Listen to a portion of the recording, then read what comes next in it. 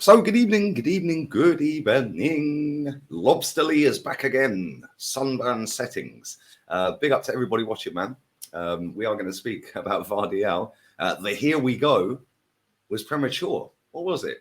Somebody's telling porcupines. Maybe it's not done.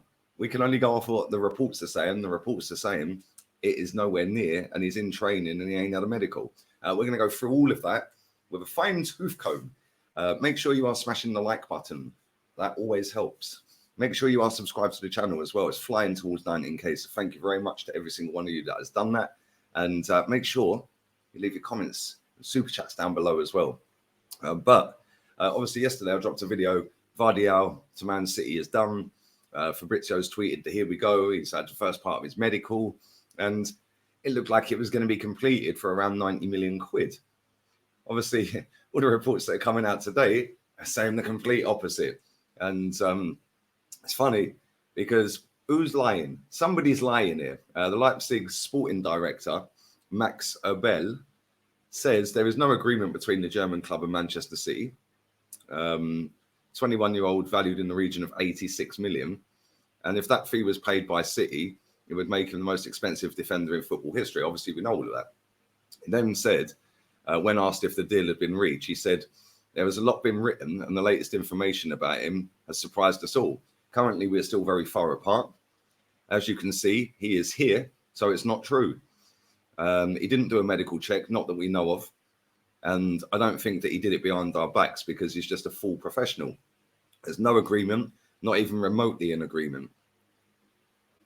That's kind of mad. And that's the sporting director of Leipzig saying that. So Andy's in training. So there is no medical been done according to them. The fee's not been agreed. They're miles apart in the fee. So where's this information that it's done come from? Makes no sense. And it's always silly season when transfers are about. I mean, there's so many stories written and it's hard to believe any of them. Let's just be real with it. You have to take everything with a pinch of salt until you see the player officially stand there with the t-shirt holding it up. It's always likely to, or could be likely to go wrong. And there's so many people out there that pretend they're in the know and ITKs, right, and think that they've got all of the inside scoops. Yeah, the fact and reality is, half of these people make it up. Yeah, and that's just being real with it. Now, listen, Fabrizio don't tweet out "here we go" very often unless it's done. But he isn't flawless, and he has done this before. So I don't know who's feeding him his information. Or, like I said, the Leipzig sporting director is lying. But why would he lie? The guy is in training. He's getting ready to do pre-season friendlies and stuff like that. So he's clearly not going to Man City as it stands right now. So where's the information that it's a done deal and here we go and all that come from? It's silly season is upon us. And I think he will be a Man City player. I think that's pretty obvious that it's going to get done. But at the end of the day, they haven't agreed a fee yet. And he's still in training with Leipzig. So unless Leipzig give the all clear to say, yeah, you can go and do a medical, then I'm pretty sure he wouldn't have been allowed to do one. And I'm pretty sure he wouldn't have gone and done one. He would have had to have reported for training every day, right? So where's he doing the medical? Where, how, what is going on here? Yeah, it's kind of funny because I think like the more I see some of these transfer stories and people putting out snippets and putting out that here we goes and some of the wording and terminologies used in some of these tweets from all of the big ones that are at it as well. And then all of the aspiring in the nose and journalists are all doing it as well. Now, some of the stuff they come out with is just laughable. Like monitoring. They're monitoring the situation. And I've said this before, right? Normally, as far as I know, and I may be wrong, correct me if I am, normally when the news comes out of this club are in talks with this club over this player, normally that is because the agent or the football club, either side, have put that information out there publicly. Or there's a little mole in the club or within the player's entourage that's put it out there. So I do find it funny that so many people get it so wrong. Yeah, because they listen to these little plugs and the amount of, if you actually sat down and worked out what percentage of transfers actually happen in comparison to the amount of stories of players being linked. So, for example, Arsenal are linked to, well, since before the transfer window opened up till now, we've probably been linked with about 200 players. So what percentage of stories these journalists actually get right? And the way they spin it and the way they get out of it is they cover all angles. And it's likely that this will happen, but this is only if this and if that. And it's all subjective, which is why, which is why you have to take it all with a pinch of salt, because their success rate on getting a story right and it actually happening is probably 0.1%. But these are the go-to people. These are the ones that everyone looks for. Oh my God, my club's linked to this player, blah, blah, blah. The fact and reality is the success rate is in the gutter. Like, we've seen players sign that nobody's even reported. Matt Ryan at Arsenal, for example. Matt Ryan, not a single journalist had put that out there anywhere. And then all of a sudden, Arsenal tweet that they've signed Matt Ryan.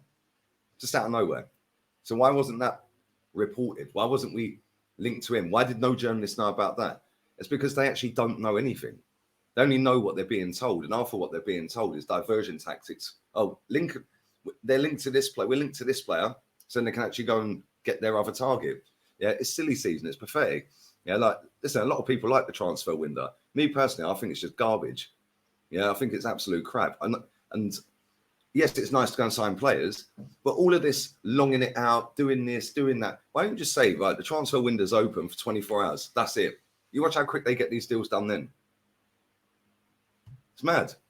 How many times do we see on deadline day? And again, this is back to Sky Sports taking liberties with it, dramatizing deadline day, having a journalist outside or a reporter outside every single stadium, and the dildos across the head and all that. Do you remember that one? Yeah, and people jumping around like idiots all over them. Yeah, Sky Sports dramatized this rubbish, and they big up deadline day. Look how many deals actually happen on deadline day. Probably more on that day than any other day singly throughout the whole transfer window. More deals get done on deadline day than any other day. So why don't you just make it one day instead of 3 months or 10 weeks or whatever it is? Say, right, new rule, you can sign players, but you've only got 24 hours to do it. You watch how quick these clubs start selling players and buying players, because it's either now or never. Yeah. On the flip side of that, what you could do is not have a deadline day at all. So the window's open constantly, like it used to be. Yeah, before they started playing around with it. Yeah, so you could go back to the days where, right, you could sign a player anytime, any day, anywhere. 5 games into the season, you lose a centre back. Now you need a centre back. Bang, I'm going to buy him.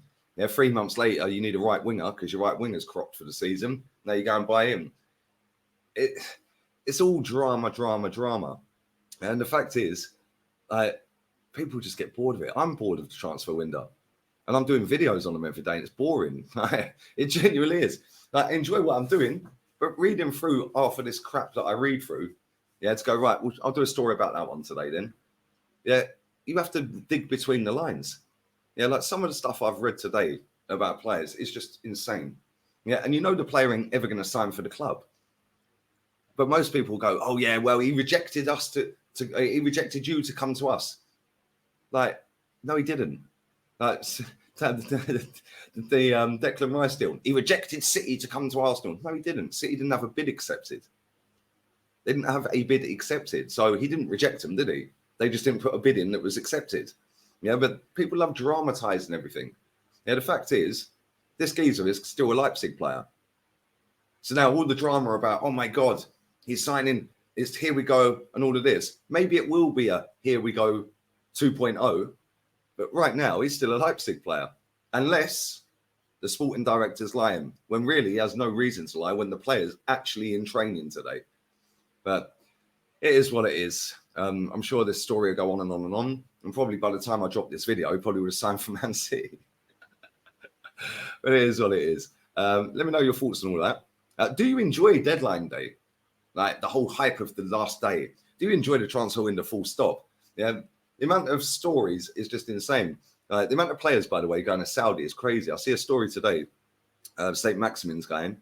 And then I see that a club in Saudi is looking to pay $40 million or euros or whatever it was to get Marco Silva out of his contract at Fulham. Crazy. Apparently, Bruno Fernandes had 2 offers from Saudi. For me, I don't believe that 1 minute. That's just a straight up Man United PR one. Yeah, because now he's the captain. Oh, look, he chose to stay at Man United instead of taking the big money. Yay, what a great captain. Yeah, all a load of rubbish. Yeah, but people buy into this. I said before, go just Google how much money is spent on PR in the UK every year. It's nearly 4 billion quid. I'd say a good chunk of that is these Premier League football clubs. Yeah, they know how to word and spin stuff. They know how to use journalists that they've got in their back pockets. Back in the day, journalists were like, no, you're not. They wouldn't let them in. Yeah, and they used to ask tough questions, so they wouldn't let them in. Yeah, and like they kick them out the press conference and that. Now they've got them all in the back pocket, and they're being used to peddle out all of the club's PR or the players' PR. Yeah, you have to dig through all of this rubbish. Yeah, modern football is mad compared to what it used to be back in the day. And people go, oh, you're just an old miserable old man. Me. No, football back in the day, yeah, was about football. It weren't about doing ping pong challenges or putting a ball into a cup, bouncing it off the table. Like, come on, what's that all about? Yeah, it's all PR.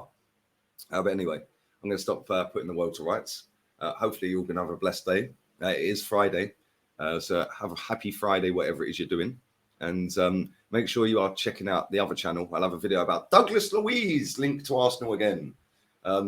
After 3 fouled bids on deadline day last summer. So round and round we go with the Douglas Luiz merry-go-round. And we'll probably not end up signing him either. So here's what it is. But anyway, make sure you smash the like button, people. Make sure you sub to the channel. I want 19K ASAP. Come on. We need drama. Maybe I should be more dramatic and I would have got 19K. Maybe Sky Sports can give me some tips. But anyway, we'll have a blessed day. I'm off down the pool. Adios, amigos. Ciao.